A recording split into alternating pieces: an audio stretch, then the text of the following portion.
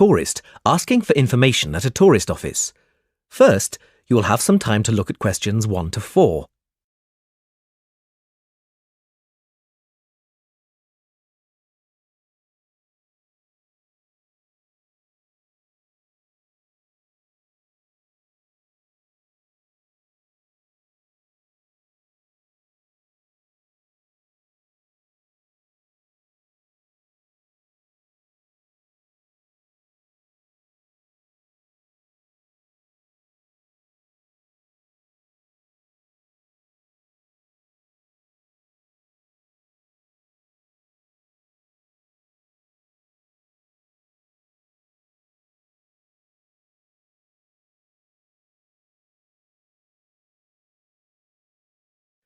Now we shall begin. You should answer the questions as you listen because you will not hear the recording a second time. Listen carefully and answer questions 1 to 4. Hello, how can I help you? Hello. Is it possible to book a bus tour of the city here? Of course, sir. When would you like to take the tour? There are tours in the morning, afternoon and evening. Sometimes it's nice to see the city at night with the buildings lit up. We'll be going out for dinner tonight, so we'd prefer to go this afternoon. Oh, and it's for 2 people. Right. Now, I just need some details. Can you give me the names of the 2 people, please? Yes, Susan Field and James Carter. Susan Field and James... Sorry, can you spell your surname for me, please? It's Carter. Carter. Thank you. And can I have a contact telephone number? Why do you need one? Just in case we have to cancel the tour and need to contact you. I see. Well, my mobile number is 07988 636 197. That's 07988 636 197. Now, can you also tell me which hotel you're staying at? The Crest Hotel. Oh, no, sorry. That's the hotel we're staying in next week. It's the Riverside Hotel. Oh, the Riverside is a lovely hotel. Are you enjoying your stay? Yes, we are, very much. We'd definitely recommend it to others. Oh, I am glad. Now, I can book you on the tour at 4 p.m. Would that suit you? Alternatively, there is one at 2. 2 would be better for us, please. Right. That's booked for you, sir. 2 people at 2 p.m. today, August the 14th. You pay the bus driver when you get on, and it's £4 per person. Thank you very much. Before you hear the rest of the conversation, you have some time to look at questions 5 to 10.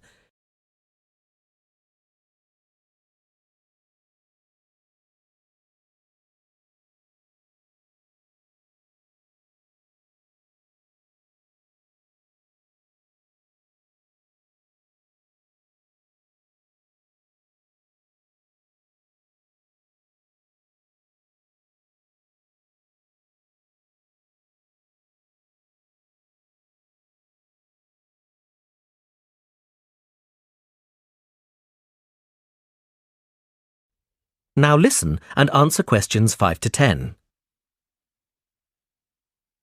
Can I also ask you about the museum in the main square?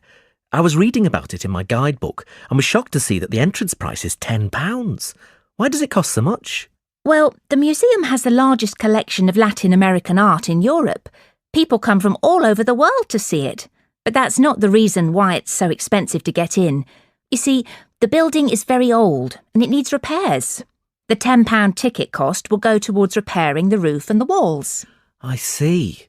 Well, I suppose it's worth paying £10 to see the collection. Yes, I think so too. Is there anything else I can help you with? Actually, there is. I was wondering if you knew of any good restaurants in the area. Well, there are a few restaurants near the harbour and a couple on the beach, which are nice. The problem is that the smell of the fish market is quite strong down there. I don't think my girlfriend would be very pleased. I know what you mean. It's not very romantic, is it? My advice would be to go to the next town. It's bigger and the restaurant selection is wider. You can get there by taxi and it only takes about 10 minutes. The town is quite picturesque. Is it for a special occasion? Yes, it's my girlfriend's birthday, so I'd like to go somewhere special.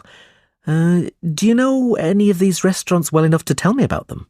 Well, I know about a few of them, and there are pictures in this leaflet here. Oh, this one here is lovely, the Bellevue, and it's extremely popular. It has a famous chef, so it's not cheap, but the standard of the food is very high. It's right by the sea, and there are wonderful views if you get a good table. Then there's the Lighthouse Cafe, you can see the picture here, which isn't really a cafe at all. In fact, it's a great restaurant, and a lot of TV celebrities and actors eat there. The place has been going for over 100 years. It's quite an institution around here. I'm not sure about those two.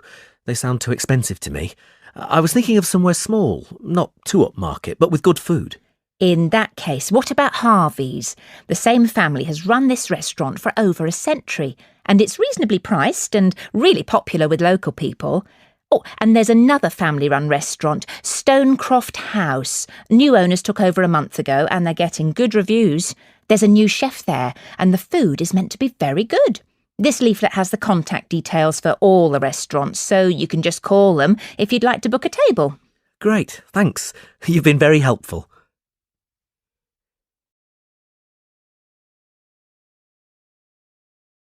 That is the end of part 1.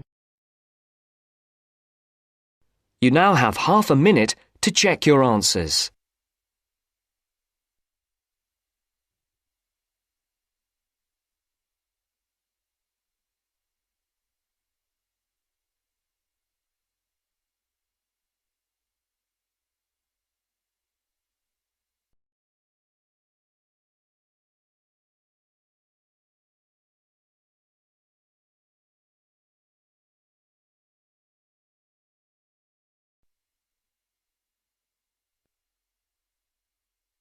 Now turns to part 2.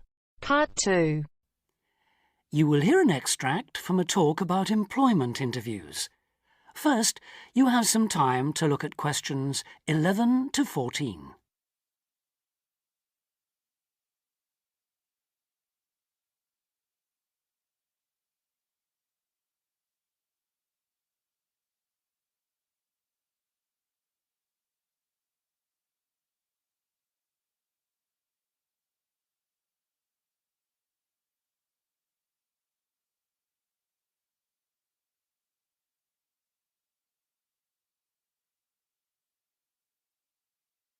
Now listen carefully and answer questions 11 to 14.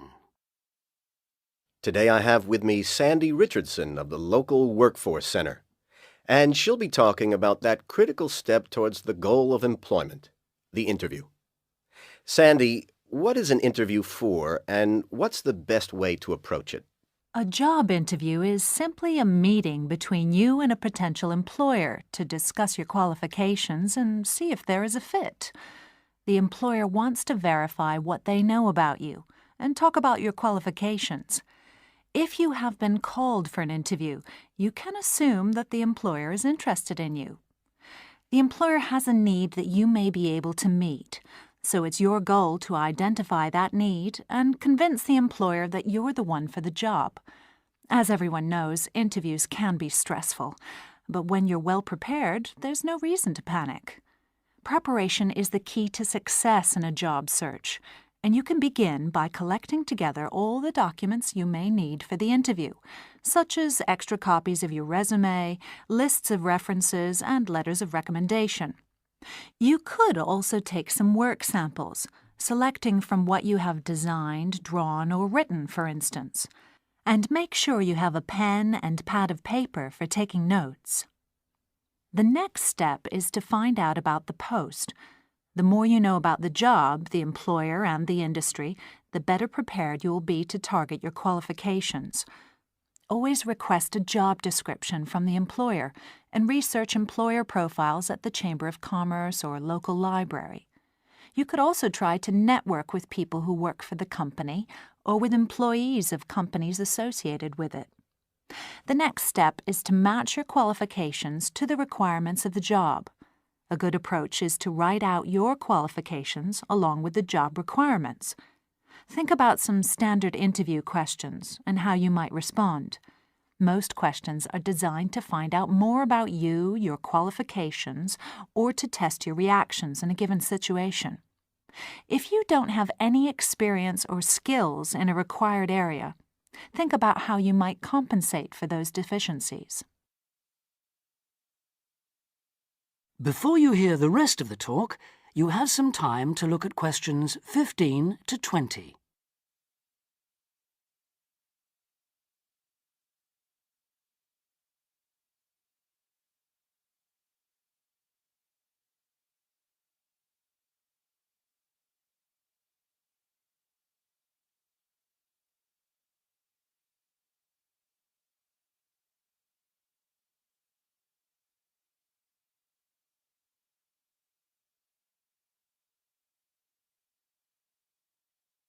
Now listen and answer questions 15 to 20. During an interview, it's important that you be yourself. Get a good night's sleep and plan your travel to be there in plenty of time so that you're not arriving out of breath with 30 seconds to spare. Don't, though, present yourself for the interview too early, 10 minutes at most. In the interview, listen carefully to each question asked. Take your time in responding and make sure your answers are positive. It's important to express a good attitude and show that you're willing to work, eager to learn, and are flexible. If you are unsure of a question, don't be afraid to ask for clarification.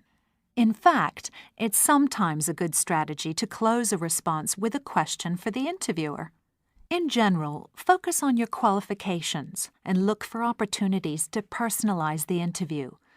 Briefly answer questions with examples of how you responded in comparable situations, from either your life or previous job experiences. Something you should avoid are yes or no responses to questions, but don't dwell too long on non-job-related topics. Use caution if you are questioned about your salary requirements. The best strategy is to avoid the question until you have been offered a job. Questions about salary asked before there is a job offer are usually screening questions that may eliminate you from consideration, so be warned. On the other hand, it isn't inappropriate to show your enthusiasm if your first impressions of the interview and of the employer are good ones. So, if the job sounds like what you are looking for, say so. Keep in mind that the interview is not over when you are asked if you have any questions. Come prepared to ask a couple of specific questions that again show your knowledge and interest in the job. Close the interview in the same friendly, positive manner in which you started. When the interview is over, leave promptly. Don't overstay your time. Think about the interview and learn from the experience. Evaluate the success and failures. The more you learn from the interview, the easier the next one will become. You'll become much more confident. To close, here are a few more tips. First, maintain good eye contact throughout the interview and be aware of nonverbal body language. Second, dress a step above what you would wear on the job. Go to the hairdressers, have a shave, etc. Remember that your appearance is a key indicator of whether you have the right attitude, so it can pay to give some thought to how you look. And finally, don't be a clock watcher. That is the end of part 2. You now have half a minute to check your answers.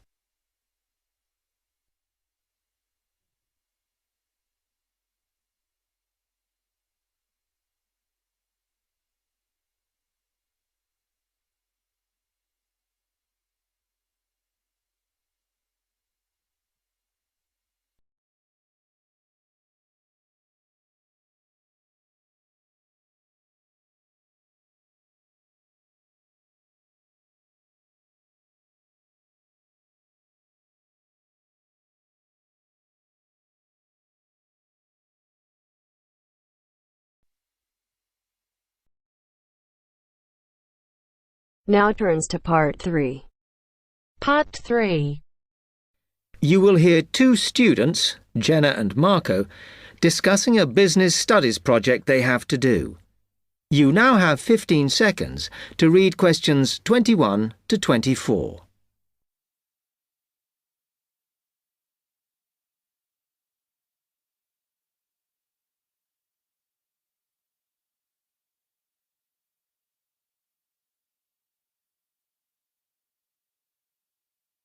Come on, Marco.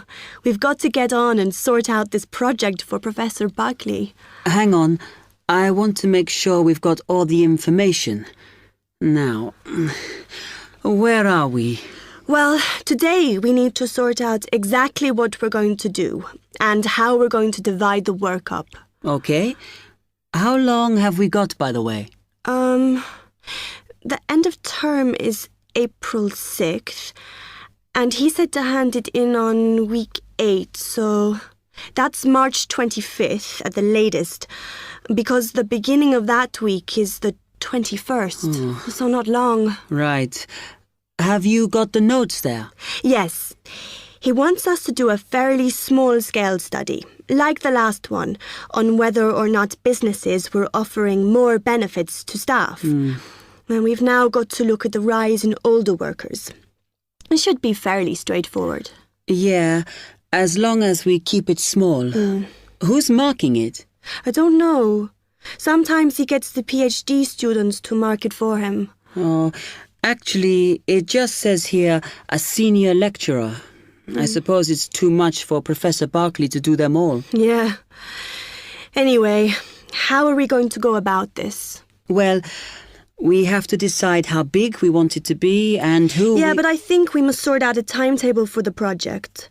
Otherwise, nothing will get done. Okay. Do you want to do that? All right.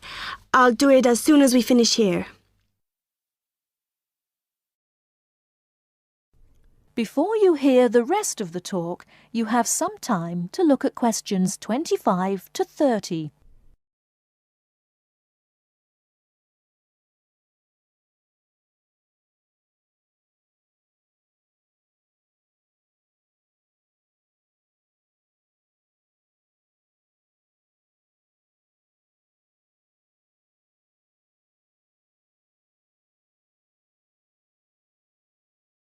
Now listen and answer questions 25 to 30.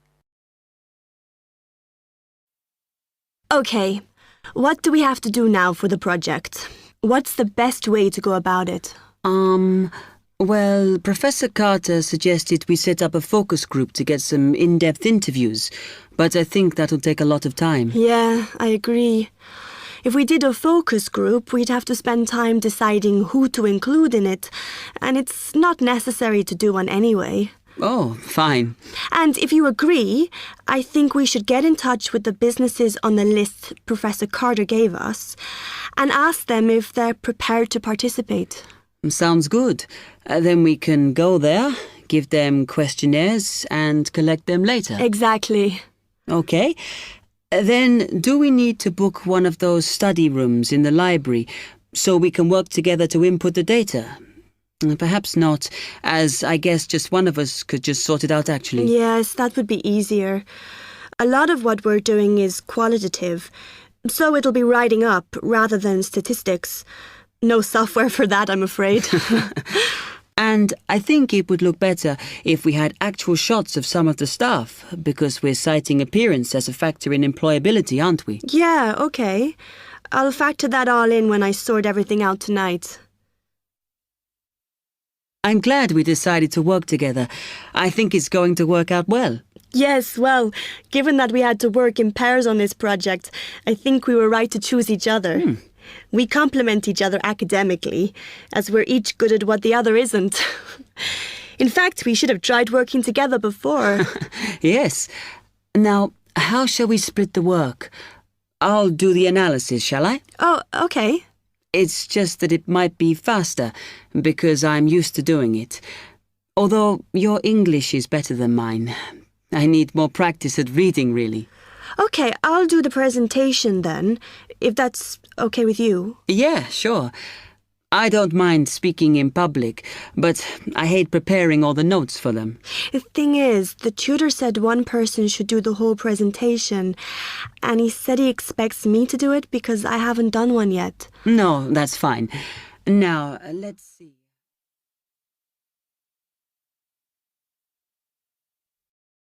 That is the end of part 3. You now have half a minute to check your answers.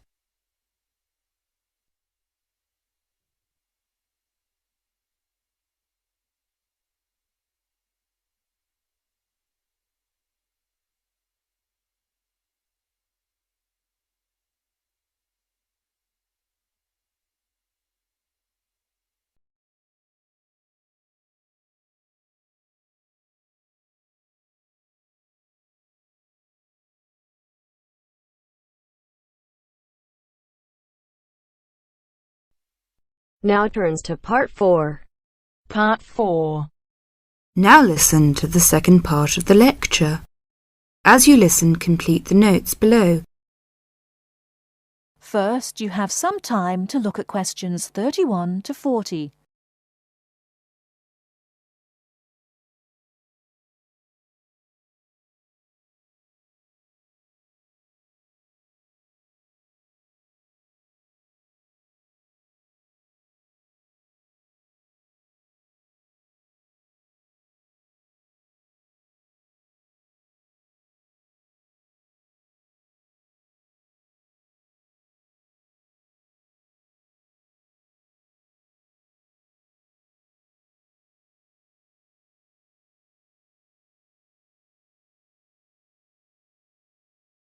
Now listen carefully and answer questions 31 to 40. Many typically American characteristics, individualism, self-reliance, informality, punctuality, and directness, are a result of those values mentioned earlier. Other national traits could also be identified, however. 1. Americans cooperate. Although often competitive, Americans also have a good sense of teamwork and cooperate with others to achieve a goal. 2. Americans are friendly, but in their own way. In general, friendships among Americans tend to be shorter and more casual than friendships among people from other cultures. This has something to do with American mobility and the fact that Americans do not like to be dependent on other people. Americans also tend to compartmentalize friendships, having friends at work, family friends, friends on the softball team, etc. 3. Americans ask a lot of questions, some of which may to you seem pointless, uninformed, or elementary. Someone you have just met may ask you very personal questions. No impertinence is intended. The questions usually grow out of a genuine interest. 4. Americans tend to be internationally naive. Many Americans are not very knowledgeable about international geography or world affairs. They may ask uninformed questions about current events and may display ignorance of world geography. Because the US is not surrounded by many other nations, some Americans tend to ignore the world. 5. Silence makes Americans nervous. Americans are not comfortable with silence. They would rather talk about the weather than deal with silence in a conversation. 6. Americans are open and usually eager to explain. If you do not understand certain behavior or want to know what makes Americans tick, do not hesitate to ask questions. Just as values and traits differ somewhat from one culture to another, so do the personal habits associated with good manners and courtesy. While very often there does not seem to be any particular reason why a particular way of doing something is considered good manners, observing these cultural rules will make Americans more comfortable with you, and therefore you with them. It is, of course, impossible to cover all the possibilities here. If you are unsure in a situation, just ask. Americans like to be helpful. 1. Queuing up or lining up is essential. Courtesy requires that you do not push from behind, stand next to the person being helped, or cut into a line. If you should accidentally bump someone, you should say, "Excuse me." 2. Americans blow their noses into a tissue. Spitting, clearing phlegm, or sniffing as from a cold are considered rude. 3. It is considered poor manners to slurp, chew noisily, or open your mouth while chewing. 4. Questions are seen as a good way of getting acquainted, but questions about a person's age, financial affairs, cost of clothing or personal belongings, religious affiliations and sex life are considered too personal for questioning, except between very close friends. 5. Men generally do not hold hands or link arms in public with other men. This is somewhat more acceptable between women and quite common between men and women. Now, a few words about personal safety. Unfortunately, in the US, one must be aware of crimes. It is wise to be especially careful until you are familiar with the community in which you live. Remember that good judgment and common sense can significantly reduce chances of having an unpleasant and perhaps harmful experience. Basic safety rules include the following. 1.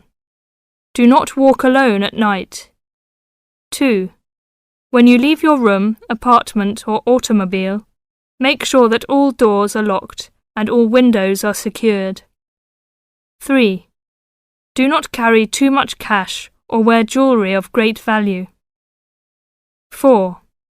Never accept a ride from a stranger. Do not hitchhike and do not pick up hitchhikers. 5. Be careful of purses and wallets, especially in crowded metropolitan areas where there may be purse snatchers and pickpockets. 6. If a robber threatens you, at home or on the street, try not to resist unless you feel that your life is in danger and you must fight or run away. Give up your valuables as calmly as you can and observe as much as possible about the robber to tell the police when you report the crime. A final note. Keep an open mind. Don't judge what you see as right or wrong, but make it a challenge to try to understand the variety of American behaviours which you may observe. You certainly do not have to participate in something you disagree with, but you can try to understand it. This will help you build an attitude of intelligent and liberated respect for cultures, both your own and others. That is the end of part 4. You now have half a minute to check your answers.